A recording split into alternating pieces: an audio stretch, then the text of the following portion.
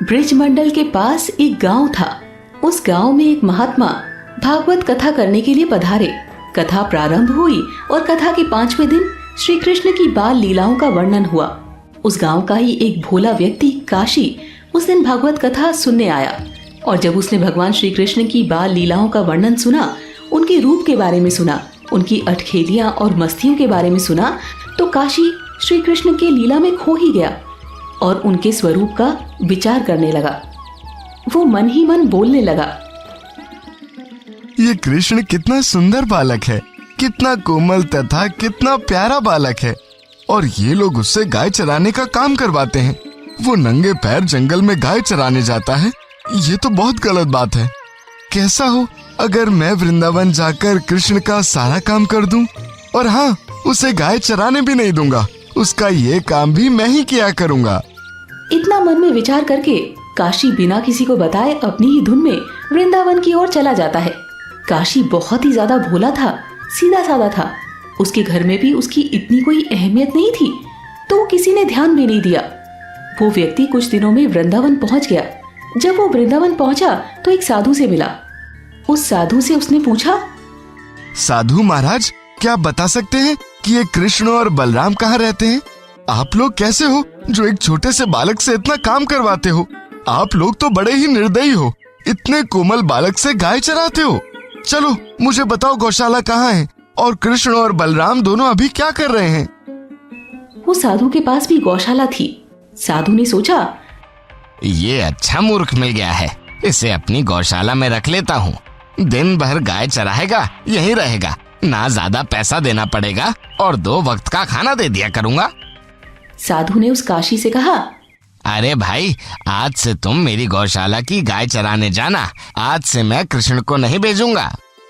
बिल्कुल, कृष्ण जैसे कोमल बालक को आप बिल्कुल भी गाय चराने नहीं भेजोगे। आपका जो भी काम होगा वो मैं करूंगा। इस तरह काशी गौशाला में रहने लगा।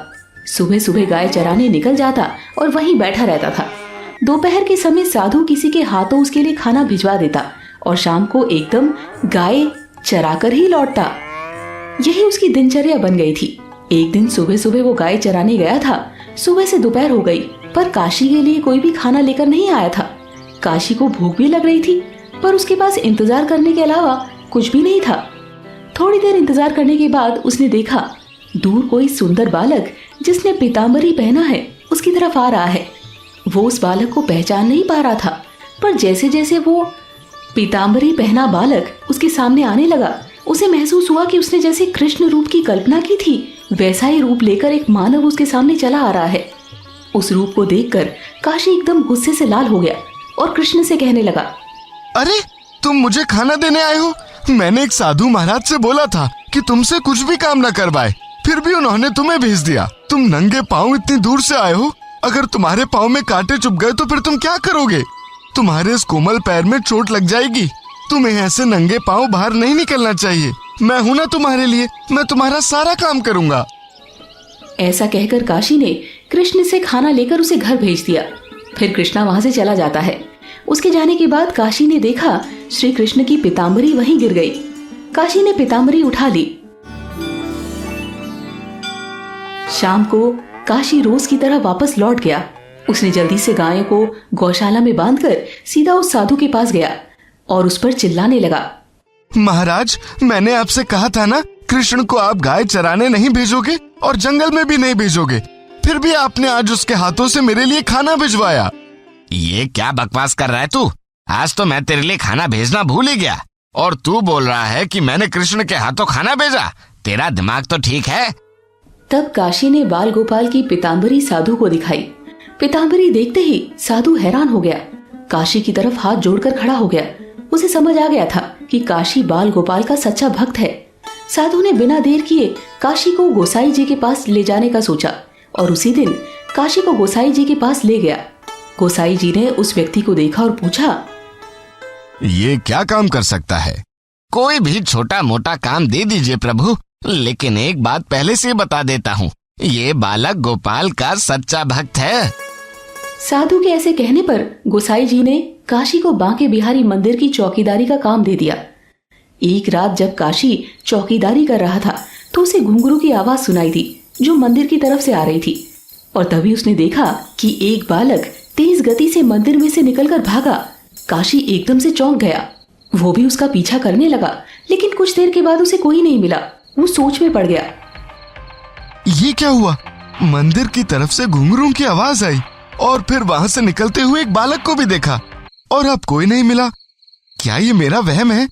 पता नहीं मेरे साथ क्या हो रहा है। कुछ दिनों के बाद फिर रात के समय वही बालक मंदिर में से निकलकर भागने लगा, पर काशी ने उस दिन उस बालक को रोक लिया। पहले तो उस बालक का रूप देखकर ही मोहित हो गया। जिस बालक को बांके बिहारी मंदिर में सभी पूजा करते हैं, वही रूप उसके सामने खड़ा था। काशी उस बालक को देखकर पूछने लगा, इतनी रात को आप कहाँ जा रहे हो? ये तो आपके विश्राम का समय है। तब श्री कृष्ण ने कहा, मैं निधिवन जा रहा हूँ। इतनी रात को तुम अकेले निधिवन जा रहे हो, और ऊपर से तुम इतने सुंदर, सुकुमार और कोमल हो। और तो और तुमने ये पायल, कंठार और ना जाने कितना श्रृंगार किया है। तुम्हारे ये आभूषण रास्ते पर गिर गए तो? तुम इतने छोटे से बालक हो, इतना सब कैसे संभालोगे? रुको, मैं भी तुम्हारे साथ चलूंगा, नहीं तो कोई तुम्हें लूट भी सकता है। उसकी बातें सुनकर श्री बांके बिहारी मुस्कुराने लगे और उसके साथ निधिवन के दरवाजे पर पहुंचे।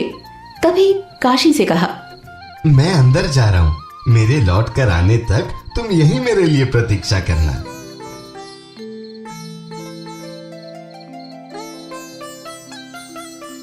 कुछ देर इंतजार करने के बाद काशी को मधुर बांसुरी की ध्वनि सुनाई थी। इतनी मधुर ध्वनि? इतनी रात को कौन बांसुरी बजा रहा होगा? इतनी मीठी बांसुरी काशी ने इससे पहले कभी नहीं सुनी थी। वो उसी भाव में निधिवन के अंदर प्रवेश कर गया और उसने जो दृश्य देखा तो एकदम अचरज में पड़ गया।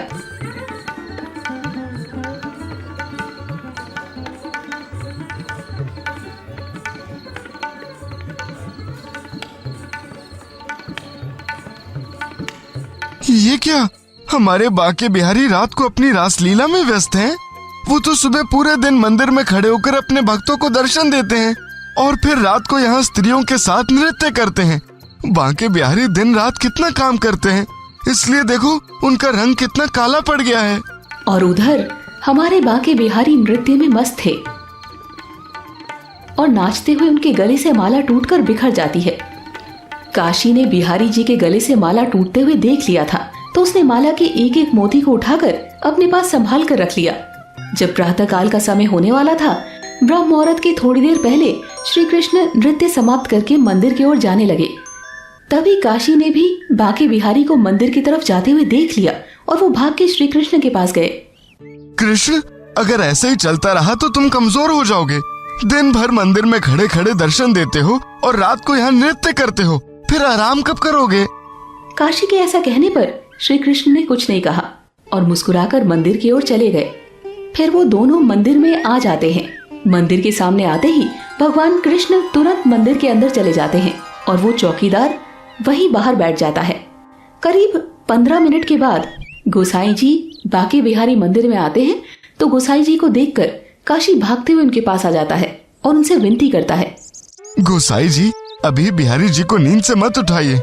अभी कुछ देर पहले ही वो आराम करने गए हैं।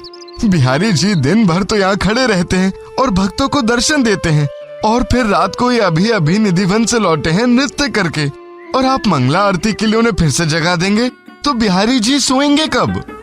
ये सुनकर गोसाई जी को आश्चर्य हुआ। अरे ये तू क्या कह रहा है? मुझे लगता है तू रात भर सोया नहीं, तभी सुबह सुबह कुछ भी बोले जा रहा है। कहाँ से सोता?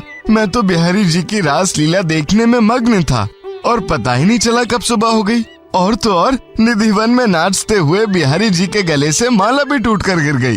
वो तो मैंने देख लिया था, तो सारी मोतियां इकट्ठा करके ले आया। ये सब सुनने के बाद गोसाई जी ने सोचा कि रात को इसने जरूर कोई सपना देखा होगा। ये सोचते हुए गोसाई जी काशी को कुछ न बोलते हुए मंदिर की तरफ चले जाते हैं, और जैसे ही उन्होंने मंदिर का दरवाजा खोला, मंदिर से एक तेज प्रकाश नजर आया। गोसाई जी को महसूस हो गया था कि बांके बिहारी जी भी चाहते हैं कि अभी उनकी मंगल आरती ना हो, और तभी वो हाथ जोड़कर वहीं बैठ गए। उन्हें समझ आ गया था कि काशी जो भी बोल रहा था वो निसंदेह सत्य था। उस दिन के बाद से आज भी बांके बिहारी मंदिर में प्रातःकाल मंगल आरती नहीं होती। दोस्तों, आपको ये कहानी कैसी लगी कमेंट करके जरूर बताएं। ऐसी और कहानी सुनने के लिए इसे लाइक और शेयर जरूर करें। धन्यवाद।